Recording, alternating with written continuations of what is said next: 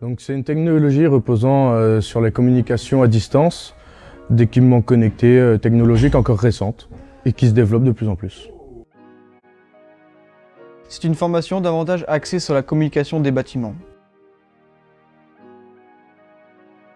Bonjour, je m'appelle Saïd, je viens de Mayotte et je viens d'un bac STI2D. Je m'appelle Martin, j'ai fait un bac S et je viens de Rennes. Moi je m'appelle Nathan, j'ai fait un bac STI2D à Morlaix. Donc moi je m'appelle Yannick, j'ai fait un bac pro SEN, donc système électronique et numérique, et je viens de Brest. Je m'appelle Julien, j'ai fait un bac STI2D au lycée Tepo à Quimper et je vis à Quimper. J'ai choisi cette formation car j'aime les nouvelles technologies, l'automatisme et la gestion. Donc pour les cours techniques, on a de la domotique, de l'électricité et de la thermique. Donc on a un bâtiment dédié, on a une chambre froide, une centrale de traitement d'air et une chaudière et plein d'autres installations. Il y a une très bonne ambiance dans la classe et pas mal d'entraide. J'ai facilement trouvé un logement sur Quimper pour environ 300 €. Alors moi maintenant après, je vais essayer de trouver un travail dans le domaine de la domotique. J'ai déjà contacté plusieurs entreprises.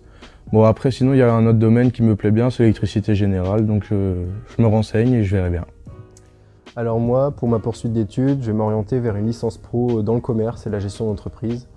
Et je pense à l'IUT de Quimper. Donc certains étudiants poursuivent leurs études, d'autres vont travailler directement après leur BTS. Dans ces cas-là, on a des étudiants qui vont plutôt s'orienter vers la sécurité.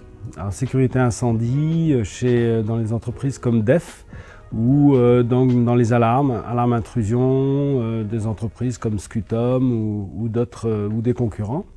Autrement, les étudiants qui poursuivent, par exemple en licence pro domotique, on a des étudiants qui vont s'orienter vers la création d'entreprise avec Kevin Vieira-Letao à Brest par exemple, ou d'autres étudiants qui vont devenir chargés de travaux chez Dourmap par exemple sur Brest. Ensuite des étudiants qui vont aller un peu plus loin dans leurs études comme des masters.